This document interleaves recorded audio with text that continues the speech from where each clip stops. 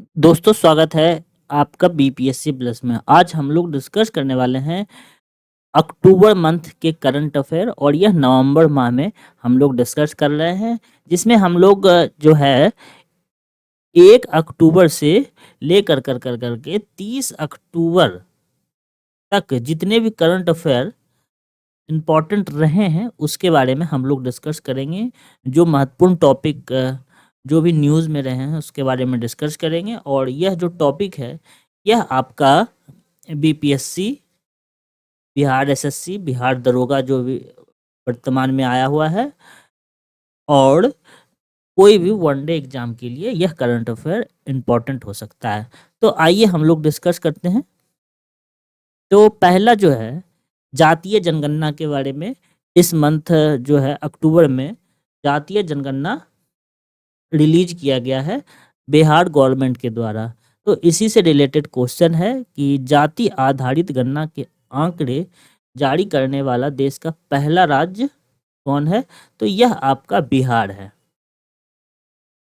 और इसी से रिलेटेड कुछ और चीज़ें हैं कि कौन कौन सी जाति से रिलेटेड भी बहुत सारे आंकड़े हैं, लेकिन हमने जो स्पेसिक लिया है कि कौन कौन सी जो जातियां, जैसे पिछड़ी जाति, अत्यंत पिछड़ा वर्ग, इसके आंकड़े कितने हैं, वो एग्जाम के पॉइंट ऑफ व्यू से जो बिहार में एग्जाम होंगे उसके लिए महत्वपूर्ण हो सकते हैं। जैसे कि अति पिछड़ा वर्ग यह 36% है, और इसकी टोटल आबादी जो है यह 4.70 करोड़ है। यदि पिछड़ा वर्ग की बात की जाए तो ये 27% है, इसकी कुल आबादी 3.5 करोड़ है। और अनुसूचित जाति की बात करें तो यह 19% है, और इसकी जनसंख्या है 2.56 करोड़। और अनुसूचित जनजाति की बात की जाए तो यह 1.68% है, और इसकी जनसंख्या 21.99 लाख है। एक अनुसूचित जनजाति की ही जनसंख्या लाख में है, आप देखेंगे, और बाकी सभी जनसंख्या जो है वो आपका करोड़ में दर्शाया गया है। और अनारक्षित की बात की जाए तो यह 15.52% है, जिसकी टोटल आबादी यदि करोड़ में बात की जाए तो वो 2.02 करोड़ है। अब हम लोग आगे बैठते हैं दूसरे क्वेश्चन की ओर। तो शास्त्रा रामानुजन अवार्ड यह मैथमेटिशियन को दिया जाता है जो मैथ्स के क्षेत्र में अपने अच्छे योगदान देते हैं, जिन तो उन्हें दिया जाता है। तो ये शास्त्रा रामानुजन अवार्ड जो है यह लुई किस यांग झांग को दिया गया है। ये इनका पिक्चर है। अगला क्वेश्चन है, किस राज्य सरकार ने बुजुर्ग पेड़ों के लिए प्राण वायु देवता पेंशन योजना शुरू किया है? तो दोस्तों इसका आंसर है हरियाणा। हरियाणा राज्य ने प्राण वायु देवता पेंशन योजना की शुरुआत की है।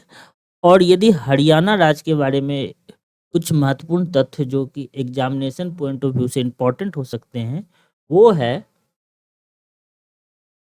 मुख्यमंत्री। मुख्यमंत्री वहाँ के कौन है? मनोहर लाल खट्टर। राज्यपाल जो है वह बंडारू दत्तात्रेय हैं, और राजधानी चंडीगढ़ है। अब नेक्स्ट में आते हैं तो मलेशिया के राजा चुने गए हैं। यदि मलेशिया के नए राजा कौन चुने गए हैं? तो इसका आंसर है सुल्तान इब्राहिम इस्कंदर। ये मलेशिया के नए राजा चुने गए हैं, और यहाँ के प्रधानमंत्री जो हैं वो है अनवर इब्राहिम, और राजधानी यहाँ की है कुआलालंपुर। अब हम लोग नेक्स्ट में आते हैं चौथे एशियन पैरा गेम्स 2022, और यह आयोजित जो हुआ है यह हुआ है 2023 में। इसमें कुल मेडल जो है इंडिया को वो कितना प्राप्त हुआ है? तो इसमें जो है 111 मेडल जो है यह इंडिया को प्राप्त हुआ है, जिसमें से 29 गोल्ड है, सिल्वर 31 है, और ब्रॉन्ज 51 है। और टोटल मेडल की संख्या जो है वह 111 है। अब है नेक्स्ट क्वेश्चन, किस देश की अदालत ने कतर के 8 पूर्व नौसेना अधिकारियों को मौत की सजा सुनाई है? तो इसका आंसर होगा कतर। कतर आप जैसा कि मैप में देख पा रहे होंगे, ये कतर है, इसकी कैपिटल दोहा है। 37वें राष्ट्रीय खेलों के उद्घाटन गोवा में किसने किया है?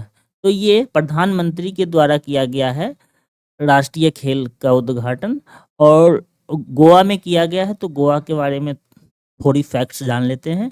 गोवा की राजधानी पणजी है और वहाँ के सीएम प्रमोद सावंत हैं, और राज्यपाल जो है यह PS श्रीधर पिल्लई हैं, और मोगा जो है वो राष्ट्रीय खेल का लोगो है। भारतीय सेना में इन्फेंट्री डे कब मनाया जाता है? तो इन्फेंट्री डे यह 27 अक्टूबर को सेलिब्रेट किया जाता है। और यदि इंडियन आर्मी के बारे में जाने तो इंडियन आर्मी से रिलेटेड जो है, अभी आर्मी चीफ का नाम है जनरल मनोज पांडे और CDS का नाम है अनिल चौहान। ये दोनों इम्पोर्टेंट अपॉइंटमेंट से रिलेटेड क्वेश्चन के रूप में काफ़ी बार एग्जाम में देखने मिल जाते हैं। और एक NCERT से रिलेटेड क्वेश्चन है NCERT की उच्च स्तरीय कमेटी ने 12वीं क्लास तक के सभी सामाजिक विज्ञानों की पुस्तकों में इंडिया की जगह किस नाम के इस्तेमाल करने का सुझाव दिया है? तो यह जो है NCERT को सुझाव दिया गया है कि भारत नाम इंडिया का नाम रिप्लेस कर दिया जाए भारत में। अब है तखारोव पुरस्कार 2023 के विजेता का नाम बताना है। तो इसका आंसर है जीना महसा अमीनी। सुखारोव पुरस्कार Jina Mahsa Amini. Next question है, भारत ने किस वर्ष तक अंतरिक्ष में खुद का स्पेस स्टेशन बनाने का लक्ष्य रखा है? तो इसका आंसर होगा 2035 तक इंडिया ने अपना स्पेस स्टेशन बनाने का लक्ष्य रखा गया है। एक्चुअल में ये 2035 तक छोटे छोटे मॉड्यूल के रूप में वहाँ जाते हैं। तो 2035 से ये वहाँ पर मॉड्यूल जाना स्टार्ट हो जाएगा, जिसमें कि 5-6 स्टेप में हम लोग मॉड्यूल को सेंड करते हैं स्पेस में। तो इस तरीके से 35 से इससे लक्ष्य रखा गया है, 35 से ये शुरू हो जाएगा। यूपी के CM ने किस मिशन के तहत नई बसों को हरी झंडी दिखाई जिसकी ड्राइवर और कंडक्टर महिला होगी? तो इसका आंसर है मिशन महिला सारथी। यह यूपी का एक योजना है जिसमें बसों में कंडक्टर और ड्राइवर दोनों महिलाएं ही होगी। नेक्स्ट क्वेश्चन देखते हैं कि किस देश की सेनाओं के बीच ज्वाइंट ट्रेनिंग एक्सरसाइज हिमाऊ शक्ति 2023 आयोजित किया गया है? तो ये याद रखना है, हिमाऊ शक्ति 2023। तो ये इंडिया और मलेशिया के बीच ये होता है, मलेशिया के बीच ये एक एक्सरसाइज है। इसका आंसर बी होगा, मलेशिया। और अब ये कौन किया है? ये इंडियन आर्मी के द्वारा किया गया है। तो अब इससे रिलेटेड है जो क्वेश्चन बन सकते हैं एग्जाम में कि अभी CDS कौन है? तो जनरल अनिल चौहान है। और आर्मी चीफ की बात की जाए तो यह जनरल मनोज पांडे हैं। और navy chief R Hari Kumar. और Indian air force chief air chief marshal Vivek Ram Chaudhari ये हैं। ये आपका अपॉइंटमेंट से रिलेटेड कुछ फैक्ट्स हैं, इसकी भी आने की संभावना एग्जाम में हायर होती है। अब यदि मलेशिया के बारे में देखें तो मलेशिया की राजधानी कुआलालंपुर है। और यहाँ के PM जो हैं वह अनवर इब्राहिम है और मुद्रा जो है वह रिंगित है। अब नेक्स्ट में आते हैं। तो नेक्स्ट में है, रक्षा मंत्री ने प्रोजेक्ट उद्भव को लॉन्च किया है, इसका उद्देश्य क्या है?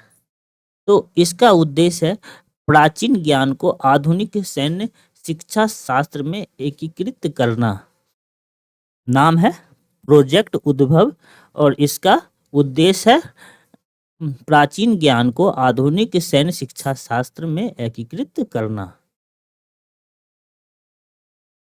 अरब सागर में बना चक्रवात तेज किस देश से टकराया है? तो इसका आंसर होगा यमन। यमन के बारे में देखें तो यहाँ की प्रधानमंत्री जो है यह अब्दुल मलिक सईदी है और यहाँ की राजधानी अदल है, मुद्रा यमनी रियाल है। ये यमन से रिलेटेड कुछ फैक्ट्स थे। नेक्स्ट है, बंगाल की खाड़ी में बने चक्रवाती तूफान का नाम हामून किस देश ने रखा है? तो इसका आंसर होगा ऑप्शन ए ईरान। ईरान के द्वारा यह नाम रखा गया है, इसका नाम है हामून। हामून। अब नेक्स्ट आते हैं, एक चेयरमैन अपॉइंट हुए हैं आईआरसीटीसी के, और ये बताना है कि आईआरसीटी के चेयरमैन कौन अपॉइंट हुए हैं। तो इसका आंसर है संजय कुमार जैन, ऑप्शन बी। यह आईआरसीटी के चेयरमैन और मैनेजिंग डायरेक्टर अपॉइंट हुए हैं। पश्चिम बंगाल के राज्यपाल ने दुर्गा भारत सम्मान किसे दिया है? तो इसका आंसर है आपका कि दुर्गा भारत सम्मान जो है यह सभी को दिया गया है, इसमें से तीनों। तो पहला जो है वह है पंडित अजॉय चक्रवर्ती और विश्व भारती शांति निकेतन, और दूसरा है इसरो के चंद्रयान टीम को, और तीसरा है गार्डन रीच शिपबिल्ड्स एंड इंजीनियरिंग को दुर्गा भारत सम्मान दिया गया है। नेक्स्ट क्वेश्चन है, विश्व पोलियो दिवस कब मनाया जाता है? तो इसका आंसर है 24 अक्टूबर को विश्व पोलियो दिवस के रूप में मनाया जाता है। भारत वर्तमान में पोलियो मुक्त देश है। ये भी जानकारी इंपॉर्टेंट है, काफी बार क्वेश्चन में आ जाता है ऐसा।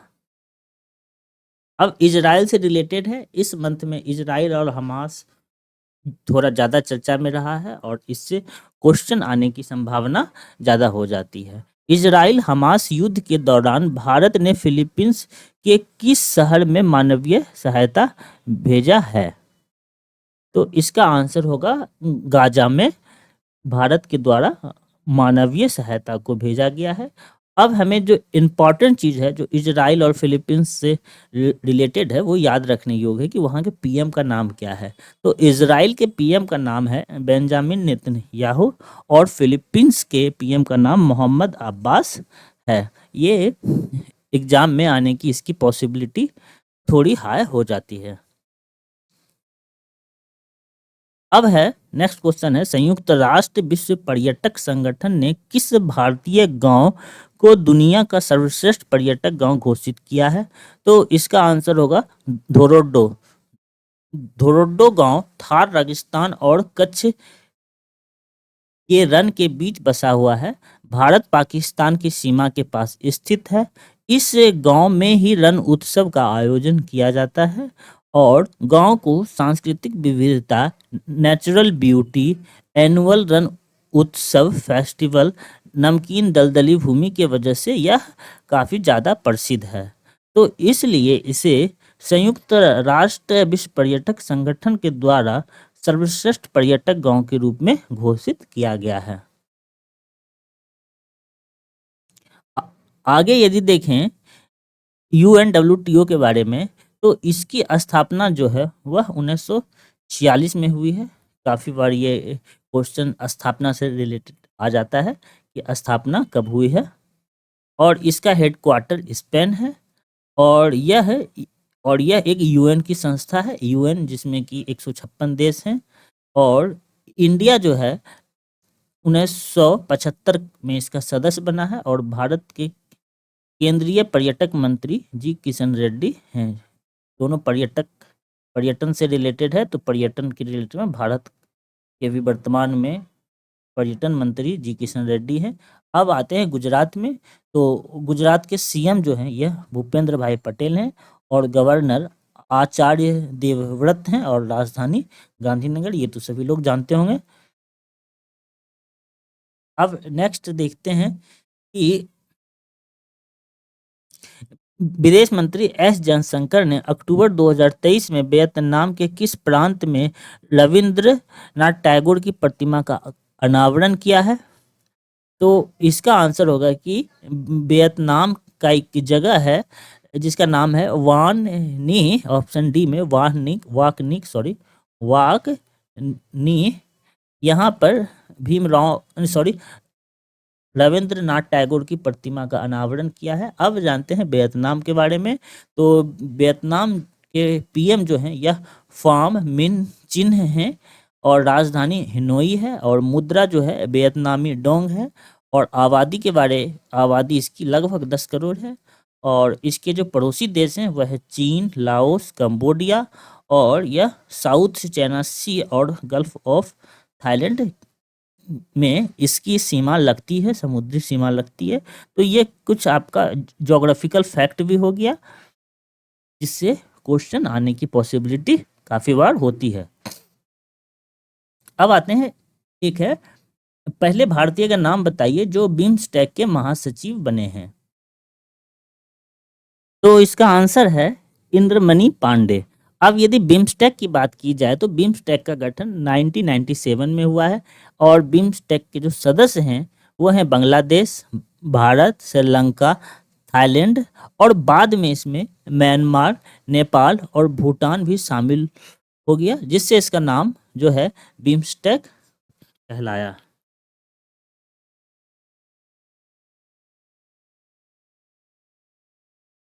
नेक्स्ट है चौथे एशियन पैरा गेम्स का आयोजन किस शहर में हुआ?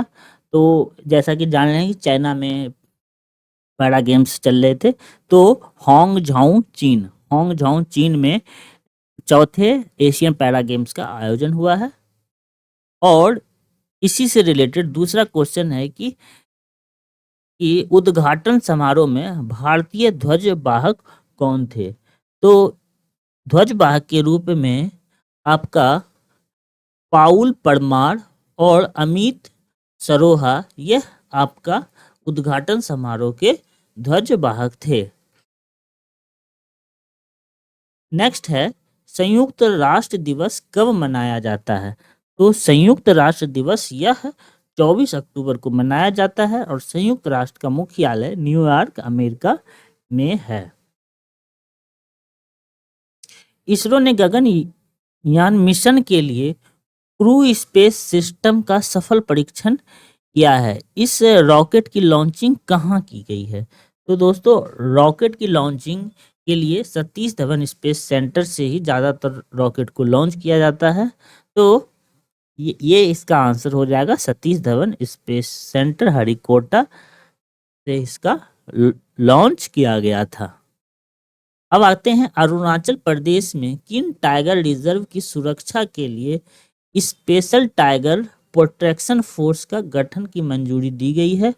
तो अरुणाचल प्रदेश में 2 टाइगर रिजर्व हैं, जिसका नाम है नामदा टाइगर रिजर्व और पक्के कमलांग टाइगर रिजर्व। तो इन दोनों टाइगर रिजर्वों को स्पेशल टाइगर प्रोटेक्शन फोर्स के गठन के रूप में मंजूरी दी गई है। फिर से एक बार नाम इसका देख लें, तो नाम दाफा टाइगर रिजर्व, पक्के कमलांग टाइगर रिजर्व। अब है राजस्थान के मुख्यमंत्री अशोक गहलोत ने अक्टूबर 2023 में कौन से 3 नए जिले की गठन की घोषणा की है? तो इसका आंसर है मालपुरा, सुजानगढ़ और कुचामन। इन तीनों नए जिले का गठन किया गया है राजस्थान में, मालपुरा, सुजानगढ़ और कुचामन। यदि राजस्थान के सीएम अशोक गहलोत हैं और गवर्नर कलराज मिश्र और राजधानी जयपुर है। अब है बिहार के चौथे कृषि रोड मैप को किसने लॉन्च किया है? तो वर्तमान में राष्ट्रपति द्रौपदी मुर्मू ये बिहार आई हुई थी, तो उन्हीं के द्वारा ये लॉन्च किया गया था राष्ट्रपति द्रौपदी मुर्मू के बारे में। अब जानेंगे कि ये आखिर ये रोड मैप है क्या। तो यह दलहन और तिलहन फसलों के उत्पादन को बढ़ावा देने के लिए और पेस्टिसाइड यानी खाद्यों को कम करने के लिए सेहतमंद अनाज उगाने पर जोर दिया जाता है। मिट्टी और जल के संरक्षण पर रिसर्च के लिए सेंटर फॉर एक्सीलेंस बनेगा और मौसम अनुकूल खेती के लिए मौसम के अनुकूल जो खेती होगी उसके लिए ट्रेनिंग प्रदान की जाएगी। तो अरे आइए चौथा कृषि रोड मैप 2023 से 2028 तक है। 2028 तक है। नेक्स्ट क्वेश्चन देखते हैं। पीएम मोदी ने किस राज्य में 511 प्रमोद महाजन ग्रामीण कौशल विकास केंद्र को लॉन्च किया है? तो इसका आंसर होगा कि महाराष्ट्र में लॉन्च किया गया है प्रमोद महाजन ग्रामीण कौशल विकास केंद्र। यदि महाराष्ट्र से रिलेटेड फैक्ट देखें तो इसकी कैपिटल मुंबई और मुख्यमंत्री एकनाथ शिंदे और गवर्नर रमेश बैस हैं। उड़ीसा का नया राज्यपाल किसे नियुक्त किया गया है? तो उड़ीसा का नया राज्यपाल रघुवर दास को नियुक्त किया गया है। इस महीने में 2 स्टेट के राज्यपाल नियुक्त किए गए हैं, एक उड़ीसा का और एक त्रिपुरा का। तो त्रिपुरा का इंद्रसेना रेड्डी नल्लू को नियुक्त किया गया है। ऑप्शन डी इंद्रसेना रेड्डी नल्लू यह त्रिपुरा से है और उड़ीसा का रघुवर दास है। यदि संविधान में इसकी आर्टिकल को देखें तो 153 राज्यपाल से रिलेटेड आर्टिकल है और राष्ट्रपति से रिलेटेड जो आर्टिकल है वह आपका 52 है। तो 52 और 53 इस तरीके से आसानी से याद हो जाता है। 53 में आपका राज्यपाल और 52 में राष्ट्रपति है। नेक्स्ट क्वेश्चन देखते हैं। राष्ट्रपति द्रौपदी मुर्मू ने किस एक्ट्रेस को दादा साहेब फाल्के अवार्ड से सम्मानित किया गया है? तो फरीदा रहमान को दादा साहेब फाल्के अवार्ड मिला है और 2020 में यह आशा पारेख को और 19 में रजनीकांत को और उसके पहले 18 में अमिताभ बच्चन को ये अवार्ड दिया गया था। नेक्स्ट है 69 में राष्ट्रीय फिल्म पुरस्कार समारोह में किस फिल्म ने सर्वश्रेष्ठ फीचर फिल्म का अवार्ड जीता है? तो इसका आंसर होगा रॉकेटरी द नुम्बी इफेक्ट। और ये नेशनल फिल्म अवार्ड से रिलेटेड कुछ और फैक्ट हैं, जैसे best feature film rocketry the Nambi effect, best direction Nikhil Mahajan Godavari the holy water, best actor Allu Arjun Pushpa के लिए और बेस्ट एक्ट्रेस आलिया भट्ट और कृति सेनन को और best supporting actor Pankaj Tripathi और best supporting actress Pallavi Joshi को द कश्मीर फाइल के लिए नेशनल फिल्म अवार्ड दिया गया है। नेक्स्ट क्वेश्चन है किस एक्टर को 54वें भारतीय अंतर्राष्ट्रीय फिल्म महोत्सव में सत्यजीत रे लाइफ टाइम अचीवमेंट अवार्ड देने का ऐलान किया? तो इसका आंसर है option B Michael Douglas. Michael Douglas को सत्यजीत रे लाइफ टाइम अचीवमेंट अवार्ड से नवाजा गया है। नेक्स्ट क्वेश्चन देखते हैं। इंडियन ओशियन रिम एसोसिएशन की 23वीं मंत्रिपरिषद की मीटिंग अक्टूबर 2023 में कहाँ आयोजित हुई है? तो इसका आंसर होगा यूएई। इसका आंसर होगा कोलंबो श्रीलंका। कोलंबो श्रीलंका में IORA की मीटिंग आयोजित हुई थी अक्टूबर 2023 में। भारत के बाहर BR अम्बेडकर की ऊंची प्रतिमा किस देश में स्थापित हुई है? तो इसका आंसर है USA। USA में भीमराव अंबेडकर की ऊंची प्रतिमा को स्थापित किया गया है। नेक्स्ट क्वेश्चन देखते हैं, भारत का पहला मानचित्र कला संग्रहालय किस शहर में है? तो इसका आंसर होगा मसूरी, उत्तराखंड में मानचित्र कला संग्रहालय को बनाया गया है। नेक्स्ट क्वेश्चन है, विश्व खाद्य दिवस कब मनाया जाता है? तो विश्व खाद्य दिवस यह 16 अक्टूबर को मनाया जाता है और 16 अक्टूबर को आपका एनएसजी का स्थापना दिवस भी सेलिब्रेट किया जाता है। तो 16 अक्टूबर को दो डेट है, एक है 16 अक्टूबर को विश्व खाद्य दिवस और एनएसजी का स्थापना दिवस, ये दोनों 16 दिवस को है। वैश्विक भुखमरी सूचकांक 2023 में भारत की रैंक क्या है? तो भारत की रैंक इस साल 111 रही है और इसके अलावा चौथा एशियन पैरा गेम्स जो हुआ था उसमें भी भारत के जो टोटल मेडल थे वो 111 ही आए थे। तो इससे दोनों को याद करना आसान हो जाता है। एक तो वैश्विक भुखमरी सूचकांक में भी भारत के रैंक 111 आए थे और एशियन एशियन पैरा गेम्स में भारत के जो टोटल मेडल आए हैं वो 111 आए हैं। तो दोनों सेम है और याद करना काफ़ी आसान हो जाता है। 9वां G20 संसदीय अध्यक्ष शिखर सम्मेलन किस शहर में आयोजित हुई है? तो ये G20 से रिलेटेड है और यह इसका जो आयोजन हुआ है वह न्यू दिल्ली में इसका आयोजन हुआ है। किस तमिल लेखक को सरस्वती सम्मान 2022 से सम्मानित किया गया है? तो शिव शंकरी को सरस्वती सम्मान 2022 से सम्मानित किया गया है। रेल मंत्रालय ने किन दो कंपनियों को अक्टूबर 2023 में नवरत्न का दर्जा दिया है? तो इसका आंसर होगा डी। इसका आंसर है इरकॉन और राइटर्स लिमिटेड को नवरत्न का दर्जा दिया गया है रेल मंत्रालय के द्वारा। हमास और इजराइल के बीच युद्ध के दौरान भारतीयों को स्वदेश लाने के अभियान का नाम बताना है।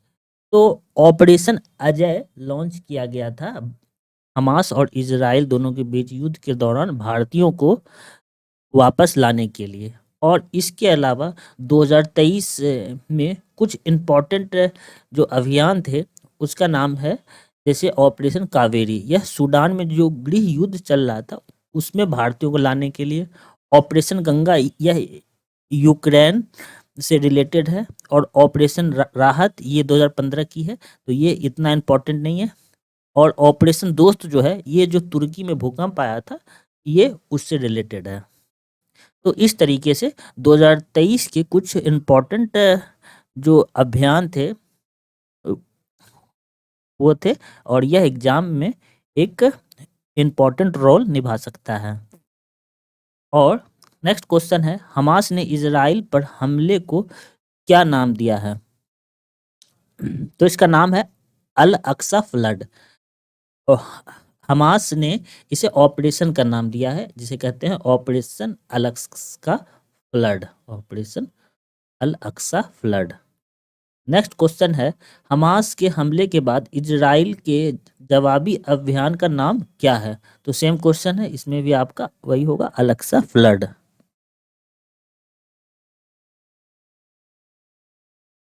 नेक्स्ट क्वेश्चन है, हमास के हमले के बाद इजराइल के जवाबी अभियान का क्या नाम है?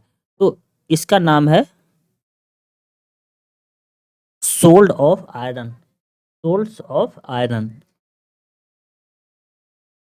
हमास के खिलाफ युद्ध से जुड़े फैसले लेने के लिए इजराइल में किस तरह की सरकार का गठन किया गया है? तो यूनिटी गवर्नमेंट का गठन किया गया है। हमास के खिलाफ युद्ध से जुड़े फैसले लेने के लिए इजराइल में यूनिटी गवर्नमेंट का गठन किया गया है। तो नेक्स्ट क्वेश्चन है, अंतर्राष्ट्रीय बालिका दिवस कब मनाया जाता है? तो यह 11 अक्टूबर को सेलिब्रेट किया जाता है और इस साल का थीम है invest in girls right, our leadership, our wellbeing. और अंतर्राष्ट्रीय बालिका दिवस की घोषणा यह 2011 से हुई थी। पहली बार यह 11 अक्टूबर 2012 को सेलिब्रेट किया जाता है। और राष्ट्रीय बालिका दिवस की बात की जाए तो यह 24 अक्टूबर को राष्ट्रीय बालिका दिवस मनाया जाता है। नेक्स्ट क्वेश्चन देखते हैं।